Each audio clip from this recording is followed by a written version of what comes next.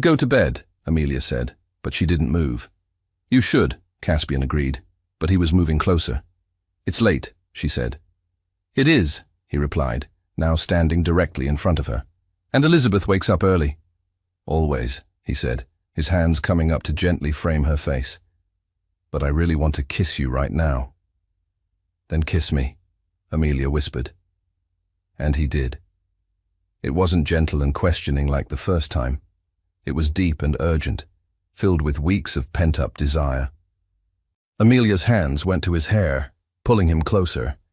They stumbled, half laughing and half gasping, onto the sofa, where they fell in a tangled heap. They kissed until they were breathless, until Caspian forced himself to stop, resting his forehead against hers. Not here, he said, his voice hoarse. Not rushed. You deserve better. Caspian, she started. When it happens, he continued, and it will happen. I want to do it right.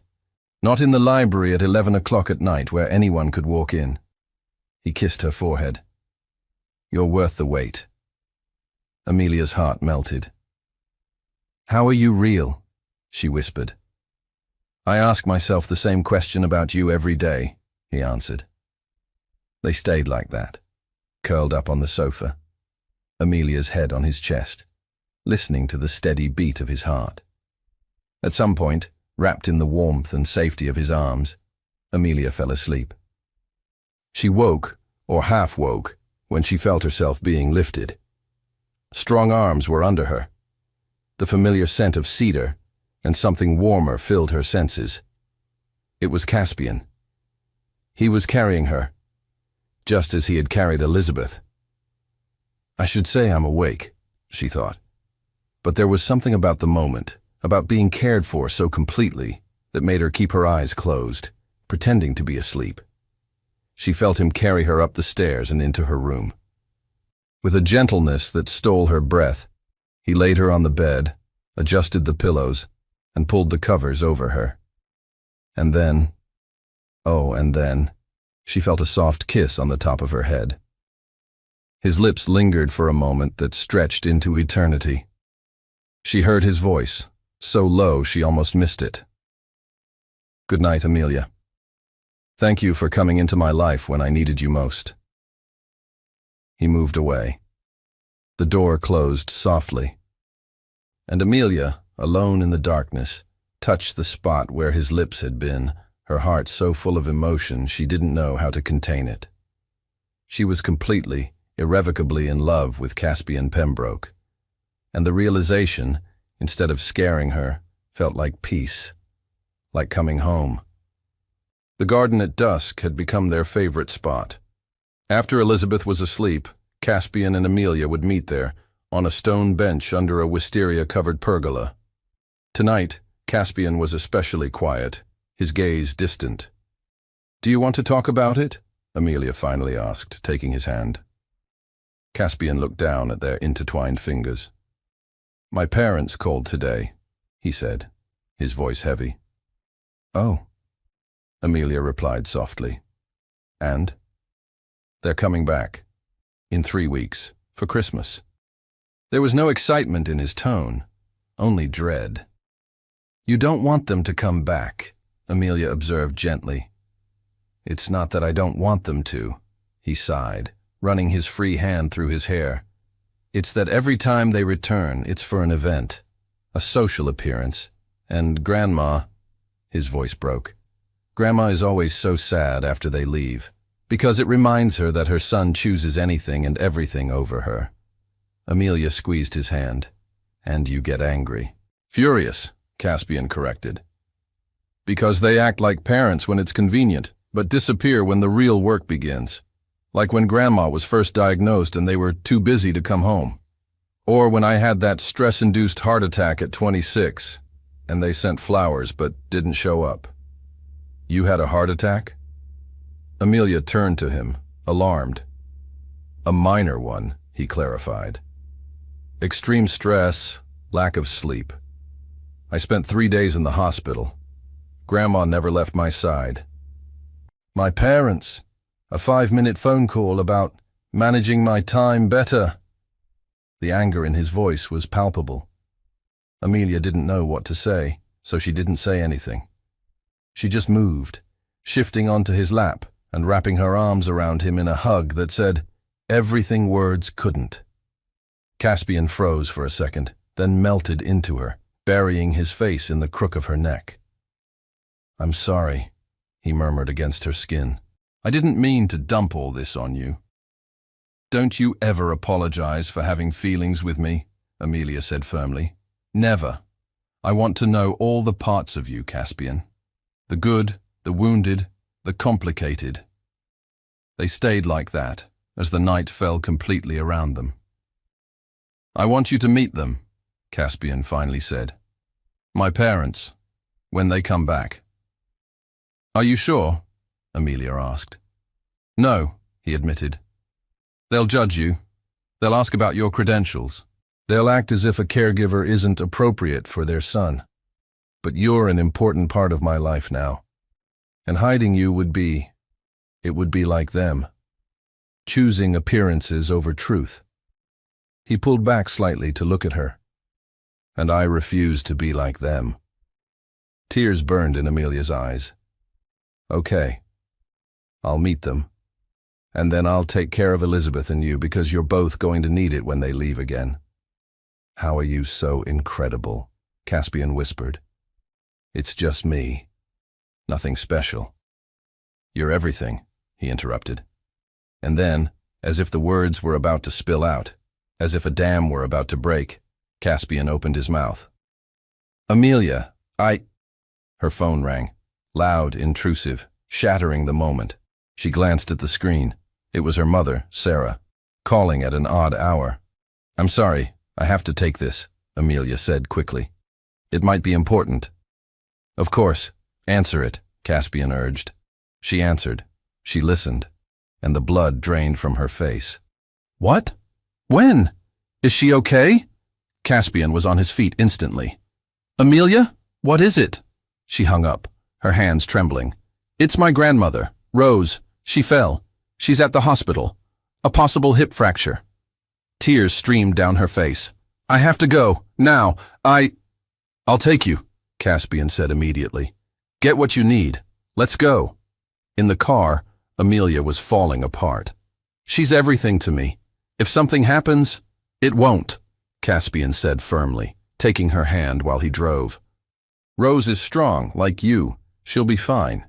You can't promise that." "I can't," he agreed, "but I can promise I'll be there. With you, no matter what." And he was. He was there through hours of waiting at the hospital, through the surgery for a confirmed hip fracture, through Rose waking up confused but alive. Caspian held Amelia as she cried with relief. He brought coffee for an exhausted Sarah. He even charmed Rose when she was lucid enough to talk. "He's a good one," Rose whispered to Amelia when Caspian stepped out to make a call. "You hold on to him, my girl." "I'm trying, Grandma," Amelia whispered back. "Don't try. Do," Rose insisted, squeezing her hand with surprising strength. "Men like that don't come around twice." When they finally left the hospital at 4 a.m, Caspian drove Amelia to her family's apartment. "You need your things," he said, "the comfort of home." Inside the tiny apartment, Amelia finally broke down. "I almost lost her," she sobbed. "But you didn't," Caspian said, pulling her into a hug. "But one day I will," she cried. "And one day Elizabeth, too. One day everyone I love." "Hey," he said, holding her tight. "We can't live in fear of losing people. We can only love them while we have them. And you love so well, Amelia. So completely." He kissed her forehead. "It's one of the million things I love about you." Time stopped. "What did you say?" Amelia looked up at him. Caspian realized his slip. He could have taken it back. But instead, he met her gaze. "I love you. I was trying to say it in the garden before the phone rang. And this isn't the perfect moment. And you're exhausted and emotional. But I need you to know. I love you, Amelia Davis. Completely. Terrifyingly. In a way, I've never loved anyone. Her tears started again. But they were different now. I love you too, she whispered. So much it scares me. It doesn't have to be scary, Caspian murmured. Not when it's mutual. He kissed her, a kiss salty with tears and sweet with relief. When they finally pulled apart, Amelia asked, "Stay with me? Tonight? Just stay?" "Always," Caspian promised. And he stayed. The offer arrived a week later.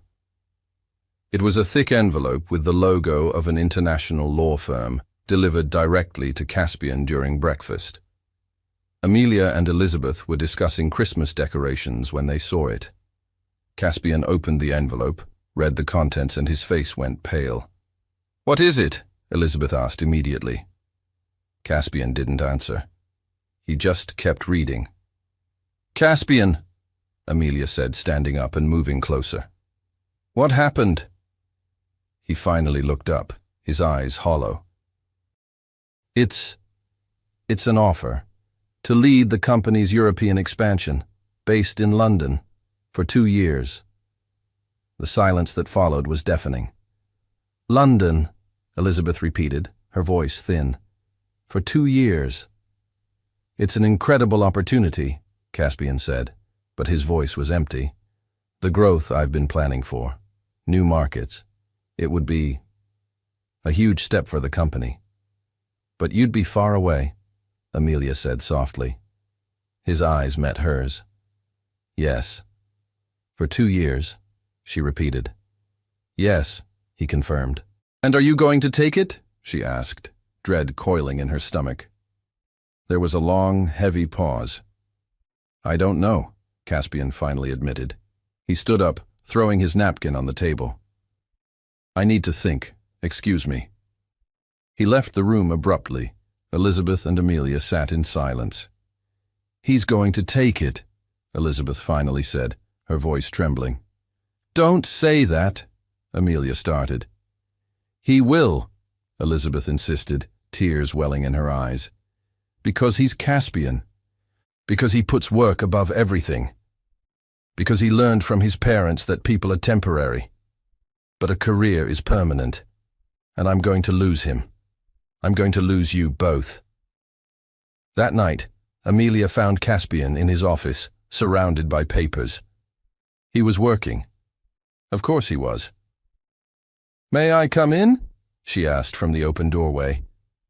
He looked up and she could see the pain in his eyes. "Always," he said.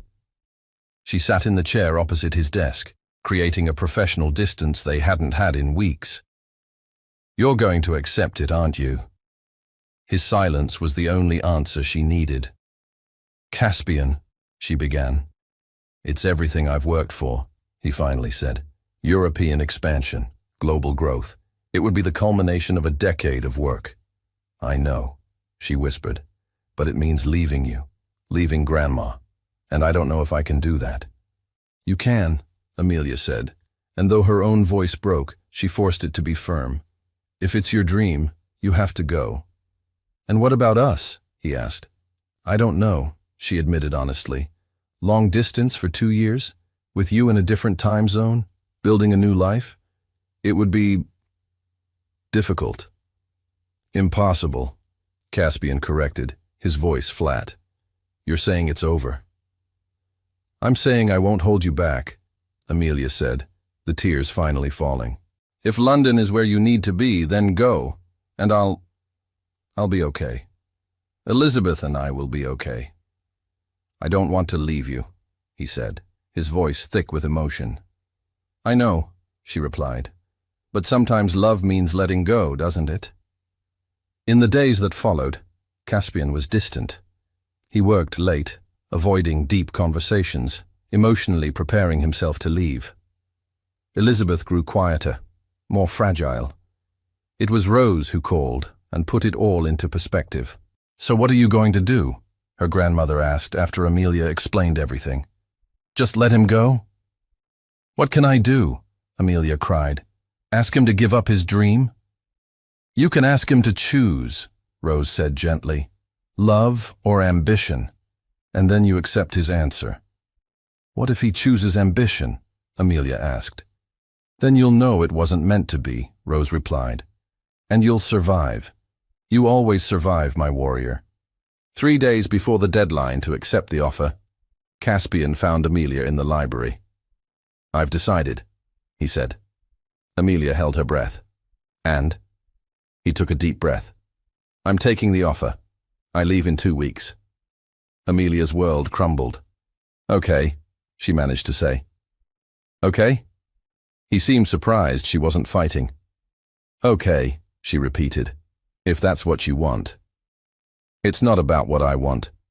It's always about what you want. Amelia interrupted, her voice shaking. You want London more than you want to stay, and that's fine.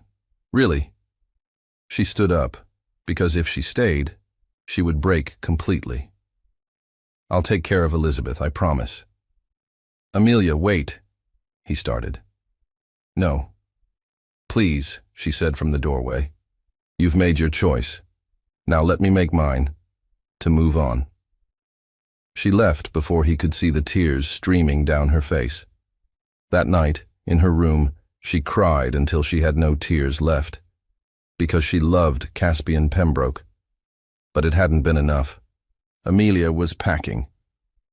Not because she was leaving. She had promised to care for Elizabeth, and she would keep that promise. But she was moving her things from the main guest room to a smaller one down the hall, creating distance, protecting herself. There was a soft knock on the door. Come in, Amelia said without looking up from the clothes she was folding. It was Elizabeth holding an envelope. I need you to do something for me, the older woman said. Of course, anything, Amelia replied. Deliver this to Caspian, Elizabeth instructed, holding out the envelope. But only if he really goes, if he gets on that plane, if he leaves me. There were tears in Elizabeth's eyes. It's a letter. I wrote it last night. I couldn't sleep, knowing I'm about to lose my grandson to the ambition he learned from his parents. Amelia took the envelope, her hands trembling. Elizabeth! Don't read it now, Elizabeth said. Read it if he goes, and then you decide if he deserves to know what he's throwing away. I can't make that decision. Amelia started. You can, Elizabeth insisted, taking Amelia's hand. Because you love him. And sometimes love means speaking hard truths, doesn't it? That evening, 10 days before Caspian's departure, there was a farewell dinner. It was a forced attempt at normalcy. Amelia's mother, Sarah, and her grandmother, Rose, had come. Caspian tried to make conversation, to act as if everything were normal, but no one was buying it.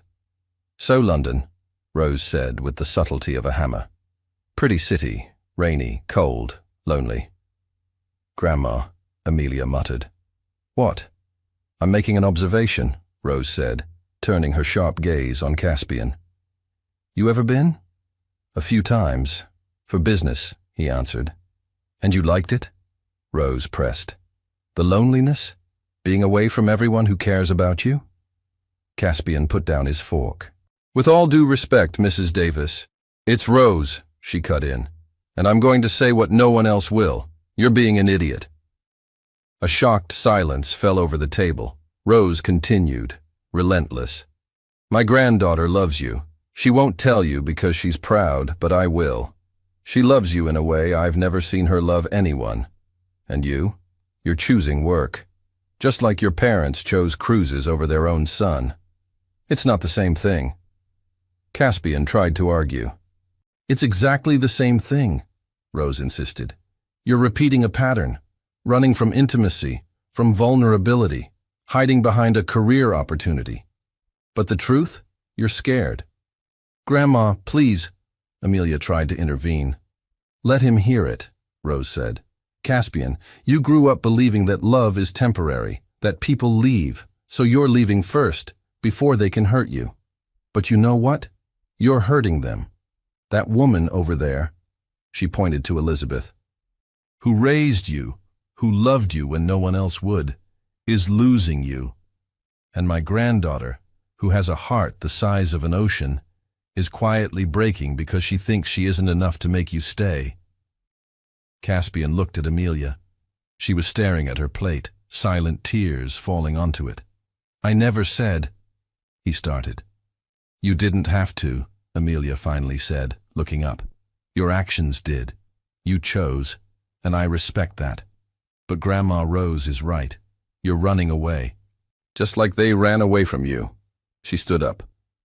"Excuse me." She left the room. Sarah followed. Elizabeth went after them, leaving Caspian alone with Rose. "You're going to hate me now," Rose observed. "No," Caspian said quietly. "You're right. About all of it." "Then why are you still going?" she asked. "Because I don't know how not to," he admitted. "Work is all I've ever known. It's all I've ever been good at." "You're good at loving, too," Rose said gently. "I see it in the way you look at my granddaughter, in how you care for Elizabeth. You've built a home here, even without realizing it. But you have to decide. Are you going to spend your life building an empty empire? Or are you going to have the courage to build a family?" That night, Caspian couldn't sleep. He wandered through the mansion, every room filled with memories of Amelia. The library, where they'd read together. The kitchen, where she'd tried to teach him how to make pancakes. The garden, where they'd kissed under the stars. He realized these weren't just rooms. They were moments. They were a life. The life he was about to leave behind. In the morning, 8 days before his flight, he found Elizabeth at the breakfast table. "Where's Amelia?" he asked. "Taking her mother and grandmother home," Elizabeth replied. She studied him. "You look terrible." "I didn't sleep," he said. "Guilt will do that," she noted. He sat down. "Grandma, I need your advice." "You'll ignore it anyway, like you always do, but go on," she said. "How do I know if I'm making the right choice?" he asked. Elizabeth reached across the table and took his hand. "Ask yourself this," she said, her voice soft. "What will you regret more? Missing out on some silly career opportunity you don't even need, or losing the woman who makes you feel at home for the first time in your life?" Caspian didn't answer, because he already knew the answer. 3 days before Caspian's departure, Amelia found Elizabeth's letter under her door. The envelope was sealed, Caspian's name written in the older woman's shaky script. Amelia hadn't seen him in days. He was avoiding her, working late at the office, coming home only after she was in her room. He's a coward, she thought. But she knew she was being a coward too, hiding away to avoid the pain of a final goodbye. Elizabeth had told her she could read the letter if she needed to. Her hands trembling, Amelia broke the seal. "My dearest Caspian," the letter began. "If you are reading this, it means you have truly gone, that you chose London over staying, and I need you to know, I am not angry, disappointed perhaps, heartbroken, certainly, but not angry. You have always done what you thought was right. Ever since you were a little boy, so stubborn, so determined, working harder than anyone to prove you were worth something, as if you ever needed to. Here is the truth I never told you. You were always enough, not because of your accomplishments, not because of money or success, just because you were you, my grandson, my boy. Amelia sees that. She sees a value in you that has nothing to do with being a CEO or a billionaire. She sees a man who reads poetry at midnight, who cries alone when he thinks no one is looking, who loves so deeply but is too afraid to admit it. If you go, you will lose her. Not just a relationship, but the chance at a life you have always deserved. A life of family, of home, of being loved not for what you do, but for who you are. London will not give you that. Success will not give you that. Only love can. And that love is here, waiting. If you have the courage to stay. But if you go, if you truly go, know this. I will love you anyway. I will just love you from afar, and I will miss you until my last day. With all my heart, Grandma Elizabeth. Amelia was sobbing by the time she finished reading. Elizabeth had said everything she couldn't, everything Caspian needed to hear. That night, his last night, Amelia finally went to Caspian's room. She knocked. "Come in," his tired voice called out. She entered. The room was a mess of half-packed suitcases, clothes strewn about, tickets and documents lying on the bed. "I need you to know something," Amelia said before she lost her nerve. "Before you go." Caspian stopped packing and looked at her. "I love you," she said, tears already falling. "I know I've said it, but I need to say it again. I love you in a way that scares me, because it means you have the power to destroy me." Her voice broke. "But I love you enough to let you go, because your dream matters, and I would never ever ask you to give that up for me." Caspian crossed the room in 2 strides and took her face in his hands. "Amelia, but I need you to know," she continued, pulling away slightly. "If you go, I won't be here when you get back. I can't spend 2 years waiting, hoping you might choose to come back. I have to move on. I have to find someone who will choose me first. Someone who sees that the home we built is worth more than any contract." "You deserve that," Caspian whispered, his own eyes shining with unshed tears.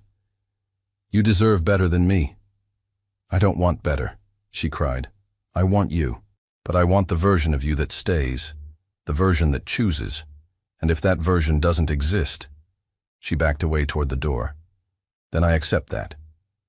She was at the door when he spoke again. "I love you too," he said, his voice cracking. "So much that it's killing me to leave." "Then don't leave," she said without turning around. "It's as simple as that." She closed the door, leaving Caspian alone with his suitcases and his choices. The next morning, Amelia woke at 6. Caspian's flight was at 8. He must have already left. She went down to the kitchen, needing to keep her routine for Elizabeth, needing to pretend she was okay. But the kitchen was empty. The hall was empty. And when she checked the garage, she saw it. Caspian's car was gone. He was gone. He had really gone. No goodbye, no last conversation. Just gone. Amelia sank to the kitchen floor, her body racked with sobs. She was broken. Elizabeth found her there a few minutes later. The older woman sat down beside her with some difficulty and pulled her adopted granddaughter into a hug. "He's gone," Amelia sobbed. "He really left." "I know, my dear," Elizabeth whispered, her own tears falling. "I know." They cried together, for a love that was lost, for a future that would never be. When they finally managed to stand and start their day, the mansion felt hollow. The rooms that had been so full of warmth and life now just echoed with emptiness, because Caspian had taken the light with him, and he had left only shadows behind. 3 weeks. 21 days had passed since Caspian left. Elizabeth had grown more fragile, not physically but spiritually, as if losing her grandson had broken something inside her. Amelia did everything right, the exercises, the medications, the balanced meals. But she couldn't fix a broken heart, not Elizabeth's, and not her own. It was a cold Monday morning in December. Amelia was in the garden, watering the plants, when she heard a car. No one was expected. She turned, and she saw it.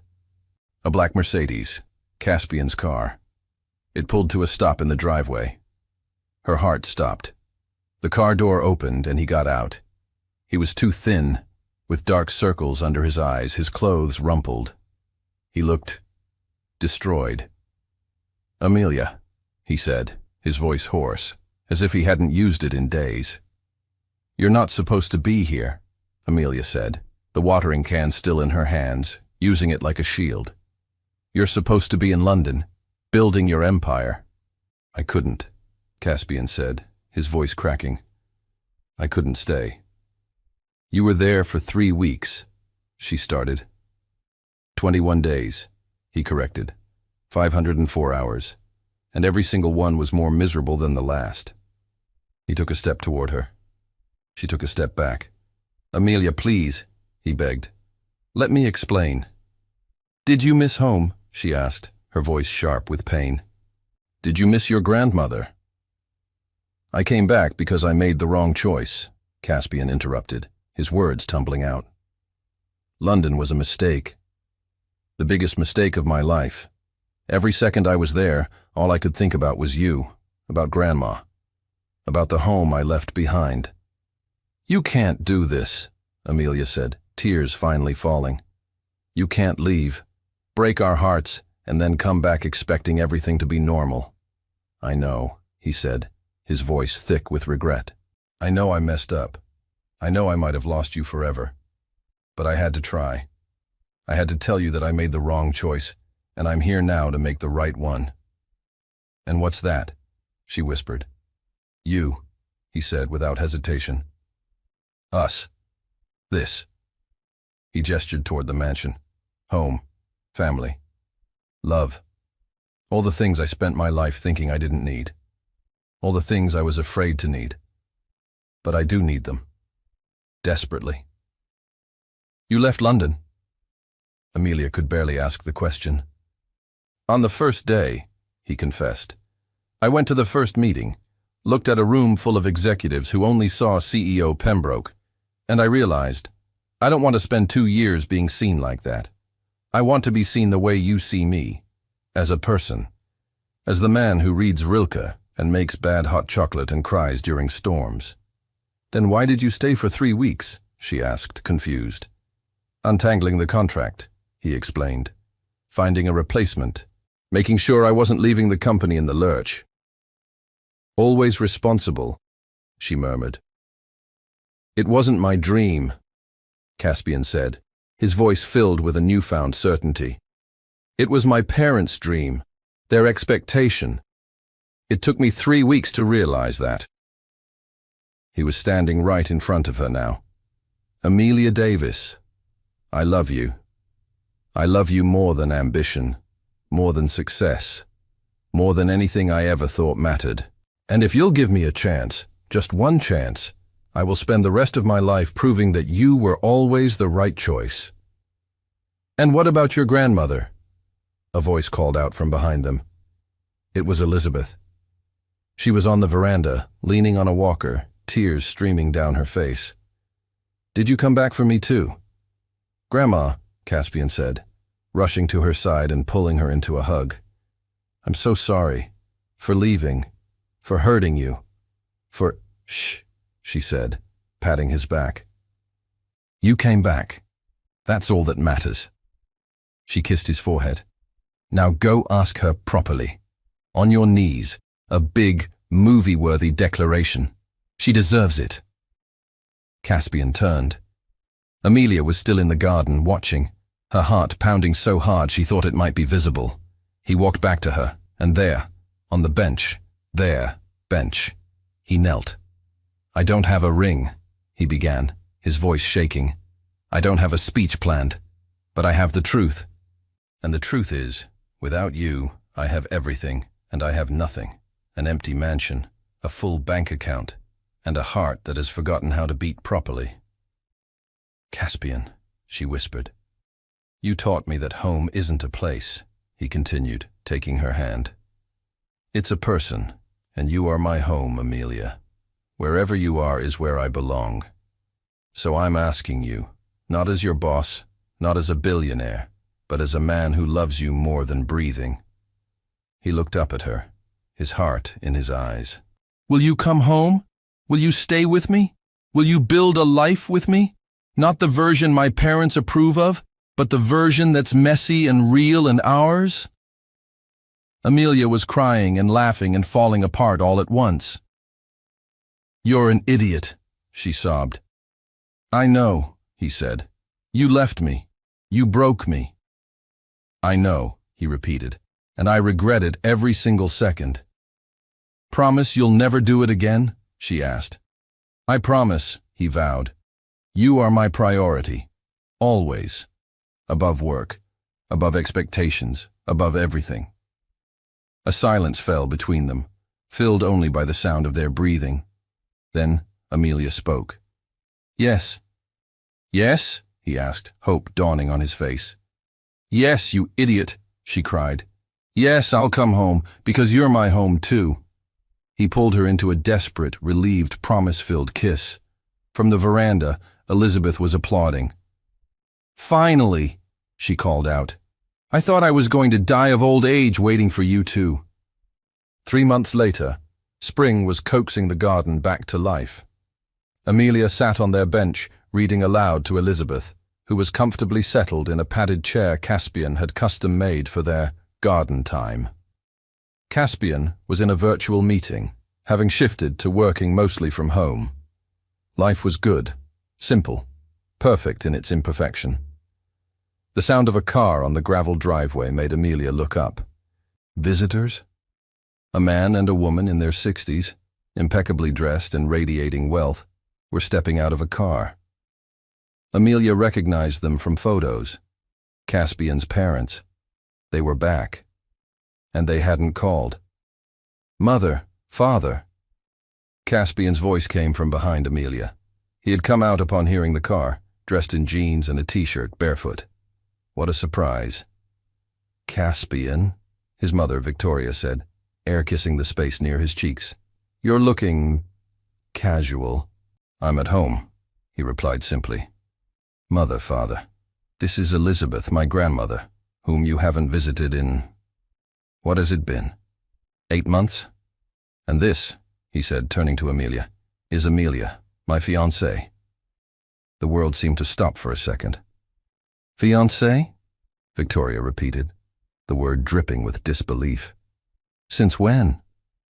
"Since I realized I don't want to spend another day of my life without her," Caspian said, walking to Amelia's side and taking her hand. A beautiful, simple diamond now shone on her finger. "Amelia, these are my parents, Victoria and Richard Pembroke." "It's a pleasure to meet you," Amelia said politely, standing. Victoria's eyes scanned her from head to toe, taking in her simple dress, her lack of makeup, her unpolished nails. The judgment was palpable. "And you are the nurse?" "The physical therapist," Amelia corrected gently. "Elizabeth's caregiver." "Ah," Victoria said, her tone making it clear what she thought. "How convenient." After a tense tour of the house, Victoria finally asked, "So, when is the wedding?" "In 2 months," Caspian answered. "It will be small, intimate, just close family and friends." "Small?" Victoria scoffed. "Caspian, you are a Pembroke. A wedding is an event." "It is our day," Caspian interrupted, his voice firm. "And it will be the way we want it. Small, here on the property, with only the people who truly care about us." "And if we refuse to come?" Victoria challenged. A silence fell. Then Caspian smiled, a cool, steady smile. "Then you'll miss it. Your choice, as it always has been." "Victoria, perhaps we should—" Richard began. "No," she snapped, turning to Amelia. "No offense, dear, but you don't belong in this world. You're sweet, I'm sure, but you are unsuitable. Caspian needs a wife who can represent the family. He needs a wife who loves him." Elizabeth's voice cut through the tension, sharp and clear. "And she does. I've watched her. She cared for us when you—" She looked pointedly at her son and daughter-in-law. "Were too busy to notice your family was falling apart." "Mother," Richard started. "No. You need to hear this," Elizabeth said, rising from her chair with Amelia's help. "You abandoned Caspian repeatedly. He grew up thinking love was conditional, that people leave, until he met Amelia. She taught him that staying is a choice, that love is an action, and she stays, even when it's hard." "Grandma," Caspian said, moving to support her. "She stays," Elizabeth repeated. "So you have a choice. You can accept this, come to the wedding, and try to be a family. Or you can leave again and lose him for good." 2 months later, the garden was spectacular. It was decorated simply but beautifully for the wedding. Sarah and Rose sat in the front row. Elizabeth was there too, in a wheelchair now, but her eyes shone with pride. And surprisingly, so were Victoria and Richard. They sat in the back, still looking slightly out of place, but they were present. The music began. Amelia walked down the aisle alone, a deliberate choice. When she reached Caspian, he was crying. "You're beautiful," he whispered. "You are too," she whispered back, wiping a tear from his cheek. The ceremony was perfect. Their self-written vows made everyone cry. When the officiant said, "You may kiss the bride," the garden erupted in applause. Later, at the reception, Amelia was getting a glass of water when a man approached her. "Excuse me," he said. "I need some help. I'm looking for—" Before he could finish, a familiar arm wrapped around Amelia's waist. It was Caspian. "She's with me," he said, a perfect echo of that day in the bakery. The man laughed. "Ah, the bride. Congratulations. I was just looking for the restroom." "Over there," Caspian pointed, but he didn't let go of Amelia. When they were alone, she turned in his arms. "She's with me?" she quoted, smiling up at him. "Déjà vu?" "Better than the original," Caspian said, his thumb tracing the ring on her finger. "Because this time it's true. You really are with me. Forever." "Forever," Amelia agreed. They danced, wrapped in each other's arms, the world fading away. And Elizabeth, watching with Sarah and Rose, the three grandmothers now inseparable, whispered, "It was worth the wait." "It was," Rose agreed. "My girl is home." "They both are," Sarah added, a happy tear rolling down her cheek. Finally. And it was true. Caspian and Amelia, two hearts broken in different ways, healed by caring for one another, had finally found where they belonged, not in a mansion or a city, but in each other. Home. Forever.